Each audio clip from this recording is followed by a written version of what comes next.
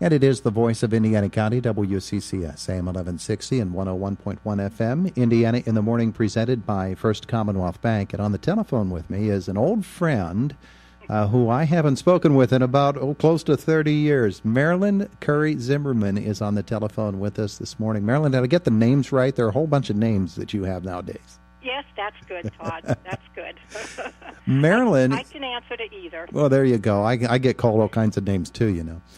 Marilyn is going to be the speaker at the Good Friday Community Breakfast coming up later in the month. And so we had a chance to talk with her and see what's going on with her life. I'm sure that if you heard the Christian Witness program, you know the tragic story, that aspect of Marilyn's life. Our good friend, my wife and I, our good friend Bob Curry, was Marilyn's husband, and they were involved in a very terrible crime, and it cost Bob his life and almost Marilyn hers.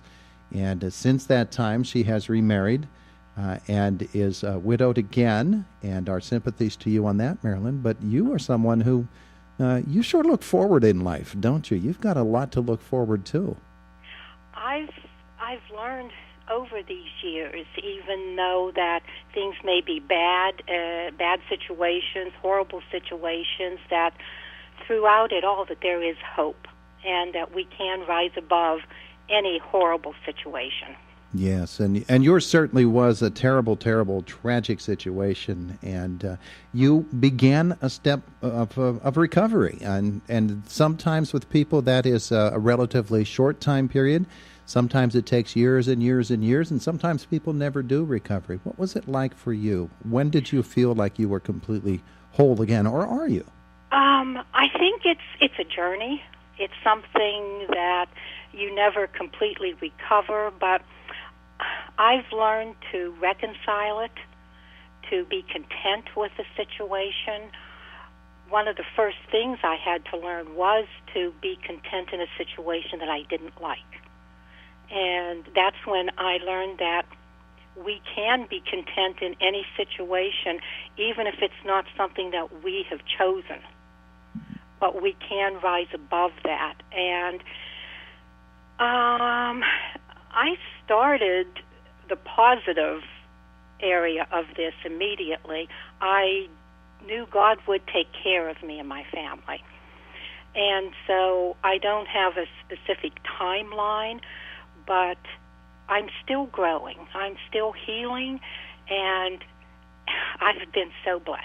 Yeah. Well, you have two wonderful children. Brad, who I understand is where? North Carolina? Is that where he is? Yes, he's in Wake Forest. Oh, in Wake Forest, North Carolina. And yes. And Becky, your daughter, remains close by, doesn't she? Yes, she just lives a few miles from me. She's been so supportive, and she has done a remarkable healing process as well. We have supported each other. Brad and I co-authored a book on this with Janet Sadie.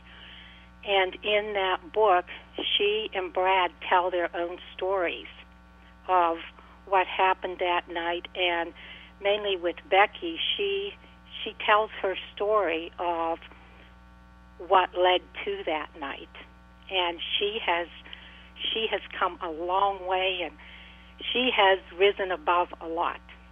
It can be such a terrible burden that is placed upon one, especially one so young as Becky was at that time. And so I think one of the important things for us to understand is that it's a need to recover not only from those who were directly there on the night of that terrible event, but for all of those around.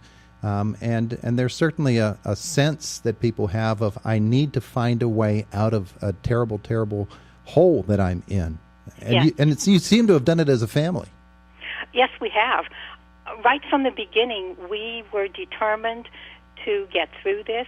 Our whole family did, and the friends. And well, you know how you felt when that happened. Yeah. It not only affected us, but it affected the whole community. Yeah, well, your husband Bob was so well known as a longtime radio newsman. I worked with him for many years, and when you are an institution such as that, then it's the entire community that has to heal, and that has been that process for you. So after you wrote the book, I'm sure that people said to you, Marilyn, I'm so glad that you did this. Tell me about some of the reactions to the book itself. Mostly it was a lot of people said, I didn't know you felt that way. I feel the same way.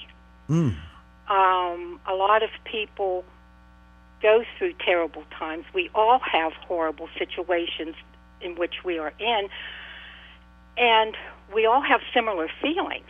And just because mine was traumatic, other people who were going through dark times were saying, I've had the same feelings. You've helped given me tools. Becky has helped giving me tools to get through this. When you come to the YMCA on Good Friday for the Good Friday Community Breakfast, Becky's coming with you, yes? Yes, she is, yes. Oh, boy, what an event that's going to be. Tell me, have you ever done anything like this before, and what will be your message? I have spoken quite a bit. Right after this happened, I was asked to present messages to many of the churches in the area, Punxsutawney, Du Bois.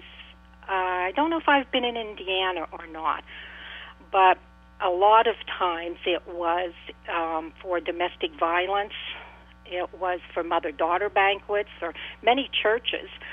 In fact, one of the churches asked me, the first one that I went to, I was asked to speak to there were state policemen in the audience, that they wanted to know how they can help when they deal with somebody like me, someone who's gone through a terrible situation.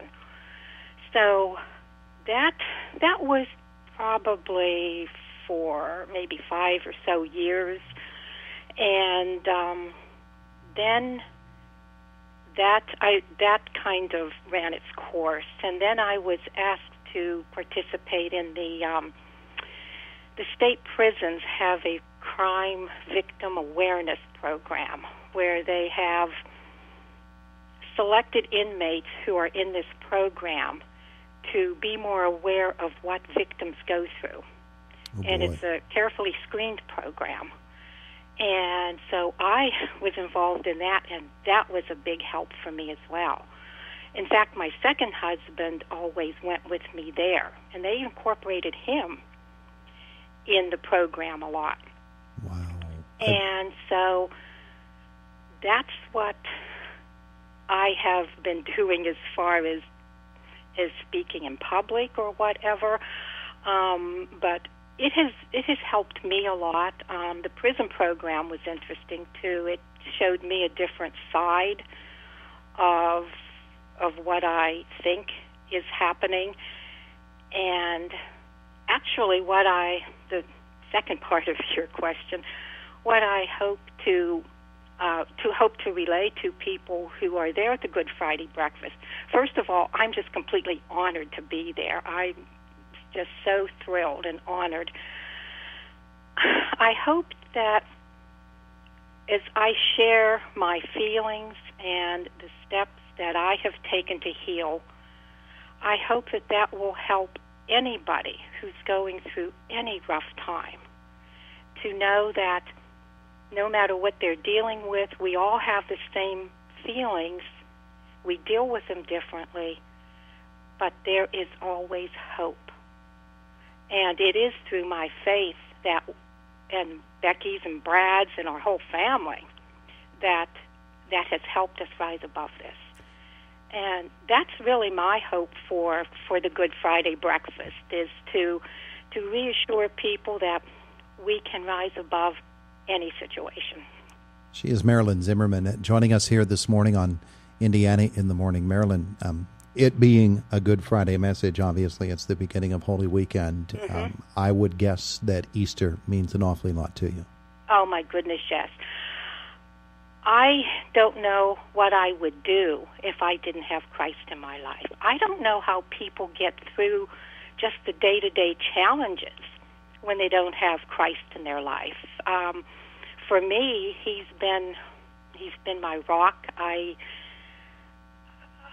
just trust in him, and that's part of feeling at peace within, knowing that whatever is ahead of me, he will help me. So Easter, Good Friday, is very special. She has been able to spend some time with us here this morning, and we're so grateful for it. Marilyn Zimmerman, thank you so very, very much for being with us here this morning on Indiana in the Morning. Todd, thank you very much. I appreciate it.